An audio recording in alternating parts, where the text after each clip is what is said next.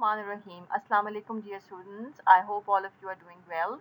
Well, we are here with our second lecture of GIT, that is emetics and anti-emetics. And I hope all of you are familiar with this terminology as well, very well taught by Professor Maqsood Ahmed in yesterday's lecture about journal terminologies of GIT. With that, we move on to our next slide.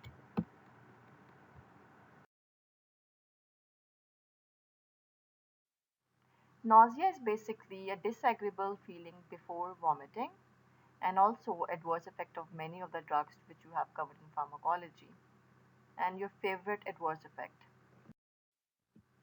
An involuntary forceful expulsion of contents of stomach via mouth and sometimes nose is called vomiting or emesis.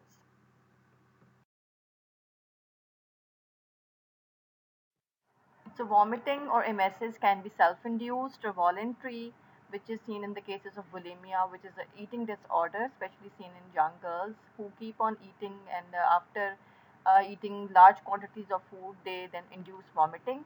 And involuntary defense mechanism is the reason of vomiting, and it has got a number of triggering factors, which we'll be discussing one by one.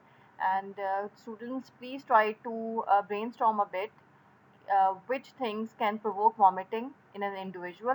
Then we'll move on to next slide.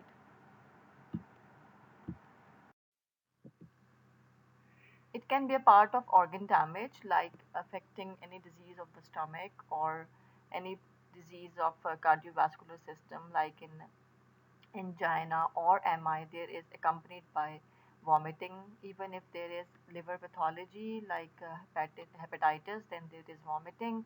Similarly, any disease process can also accompany vomiting, and chemotherapy induced, which is a very a severe type of vomiting caused by chemotherapy when the patients are undergoing especially cancer chemotherapy. Then there are anesthetics, as you have covered general anesthetics, and there are few general anesthetics which provoke severe vomiting. And this question is also asked in your exam, that which general anesthetic is best, as it is free of post-op nausea and vomiting. So that is propofol. Then harmful substances which apparently seem to be very colorful and attractive, like the Redi Cola Ganda, but of course that has a sometimes leads to food poisoning and can affect the stomach as well. Then this is a common adverse effect in some individuals who cannot tolerate, and there is motion sickness and seasickness. There is vomiting, and this is another cause of the vomiting, which in first trimester of pregnancy there is excessive vomiting, which is called hyperemesis gravidarum. Then we have sometimes the memories, like your first visit to DH. Probably some girls, especially, might have vomited or felt nauseated. Then there are odors and tastes. Sometimes you don't want to share your room with the siblings because of some issues like that. We have, let's move on to some serious talk now. Causes of vomiting. It's nausea and vomiting may be a manifestation of many conditions itself and may occur due to stimulation of vomiting center that respond to inputs from. So vomiting center की बात है. Vomiting center कहाँ पे located है? As you can recall, in the medulla, and it receives inputs from CTZ, which is the chemoreceptor trigger zone, disturbance of vestibular system, higher cortical center stimulation, and the periphery via sensory nerves like pharynx and GIT can also provoke vomiting. So in this picture you can clearly see, okay, there is the location of the vomiting center, and adjacent to it is chemoreceptor trigger zone that is devoid of the blood-brain barrier. So if we classify emetics, or those drugs which induce vomiting, are stimulants of CTZ, which are apomorphine and morphine. Apomorphine is a derivative of morphine, and irritants of gastric mucosa like mustard, which is commonly used in our household, and sodium chloride, which is the common salt, may also lead to emesis. And Epicohana and Digitalis, they also have dual effect by stimulating CTZ and causing irritation of gastric mucosa. And Epicohana is also derived from the plant and is used as emetic. So apomorphine is basically obtained by treating morphine with hydrochloric acid, and it's a dopamine agonist as well. Then we have Epicohana, which is obtained from the dried rhizome and roots of this plant, Carapacia epicohana, and it's also available as a syrup form. It induces vomiting within 15 minutes. Then we have mustard, as I already told you, a very commonly used household remedy for used in many food products as well. So it is taken with 1 teaspoon of water for inducing vomiting. So now we move on to the pathophysiology of emesis. Basically, first of all, you should know what is CTZ. It's an area of the medulla that communicates with vomiting center to initiate vomiting, and it is physiologically outside blood-brain barrier.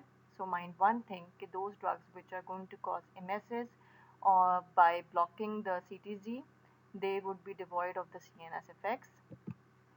Then the CTZ contains various type of receptors like opioids, D2, 5-HT3, which is serotonin, and substance P. That is why opioids like morphine, they induce the chemoreceptors trigger zone and cause vomiting. If you can recall from the chapter of morphine, this question was asked again and again, okay, what are the centers which are stimulated and inhibited by morphine? So this CTZ is stimulated by some drugs like opioids, general anesthetics, chemicals and toxins in the blood, CSF, as well as radiation. The periphery via sensory nerves, GIT irritation, MI, which is myocardial infarction, renal or biliary stones, and disturbances of vestibular system.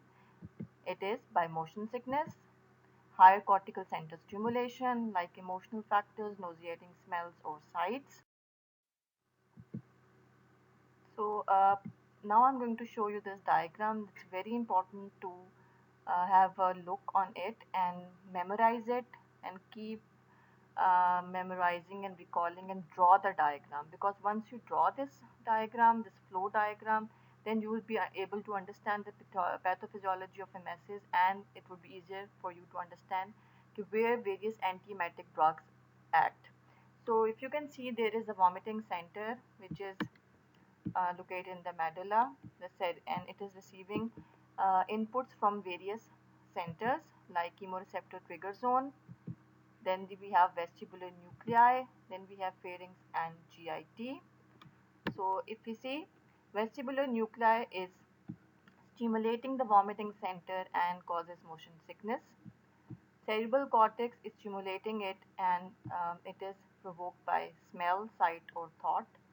And chemoreceptor uh, trigger zone is stimulated by cancer chemotherapy drugs as well as opioids, and the CTZ is outside the blood-brain barrier. Then in the pharynx and GIT, chemo and radiotherapy as well as gastroenteritis can stimulate the vomiting center. So there are various types of receptors present, as you can see clearly. So in this picture, you can well appreciate the various receptors present in the centers like muscarinic receptors, serotonergic, and H1 histaminergic receptors are present in the medulla. And then muscarinic and histaminergic receptors are present in the vestibular system, and they cause the motion sickness after stimulation. Similarly, in pharynx and GIT, there are the presence of the serotonergic receptors. Then we have D2 receptors, which are present outside the blood-brain barrier, and which stimulates the CTZ and opioids and serotonergic receptors.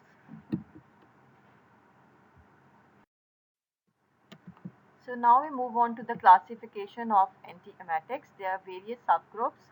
Number one is prokinetics, which increase the motility of GIT, in which we have metoclopramide and domperidone. Then anticholinergics, we have hyoscine and meclizine. Hyoscine is also called scopolamine, and you must have studied that in ANS when we did the treatment of motion sickness with scopolamine patches, and it's a very hot favorite MCQ as well. Then we have antihistamines, which we have already covered, H1 blockers, cyclizine and promethazine. Both of these are first generation H1 blockers because they cause sedation. Then we have neuroleptics, in which we have chlorpromazine and prochlorperazine. These are antipsychotics basically, which we have already covered in CNS. Then we have 5-HT3 receptor antagonists like ondansetron and venlafaxine. Then we have cannabinoids, which are very strong, potent antiemetics and which are given for the severe cases of vomiting, like chemotherapy induced, or the vomiting which is resistant to the traditional drugs, in which we then give these drugs like dronabinol and nabilon. Then we have neurokinin NK1 receptor antagonist, that is aprepitant. Remember one thing, students, the classifications are very, very important of all the pharmacology, so you must memorize classification by heart, because one question usually comes in from every chapter or every unit regarding the classification. So if you do the classification, automatically you are able to understand the pathophysiology, mechanism of action of that drug. Like if you look for the antihistamine, like cyclizine, if you know H1 are located where and what is the function, they are promoting vomiting, causing the stimulation of the vomiting, then we can block this. So I told you earlier कि जो आपको diagram दिखाई थी, जो flow chart है, in which the vomiting center is stimulated and getting signals from various other centers, that is very important. So this is your assignment for today's lecture, that you have to draw a flow chart or a diagram in which you have to show the various location of receptors and centers or triggering factors which stimulate vomiting, and how at the level of different centers and receptors the drugs are blocking the effect. So this is your assignment for today's lecture, the pathophysiology of emetics, emesis, and the site of action of antiemetic drugs. So prokinetics are basically the drugs which promote the GIT motility and quickens the gastric emptying. So we move on to our first drug, which is the D2 receptor antagonist, which are antagonizing the D2 receptors in the CTZ. Drugs available are metoclopramide and domperidone. These drugs are also called prokinetics due to their 5-HT4 agonist property, and domperidone is different from metoclopramide as number one, domperidone is given only through oral route, whereas metoclopramide can given through parenteral and oral route both. Metoclopramide crosses blood-brain barrier, but domperidone does not. So students, think a little bit and answer this question: which one is a better antiemetic, metoclopramide or domperidone? So let me answer it to you for your ease. Since we discussed initially that CTZ is outside BBB, which is blood-brain barrier, and both have antiemetic effects, but of course, metoclopramide crosses blood-brain barrier and it has adverse effects like extrapyramidal side effects because it is blocking the dopamine receptors. And when there is deficiency of dopamine, of course, you all know, as we have covered in the chapter of CNS, so it causes the Parkinsonian signs and symptoms, whereas domperidone is well tolerated. So this is a very important short question which comes, name the prokinetics and write the adverse effects of metoclopramide, or you can be asked in such a way that how metoclopramide differs from domperidone, or you can be asked which one would you prefer, metoclopramide or domperidone. So it is that you should prefer domperidone, and it is free of the side effects which affects the dopamine. So extrapyramidal side effects means Parkinsonian, especially facial expression is expressionless, speech is affected, and gait is also affected. And with that, I think we will end the part one of antiemetics and emetics over here, and we'll continue this lecture tomorrow.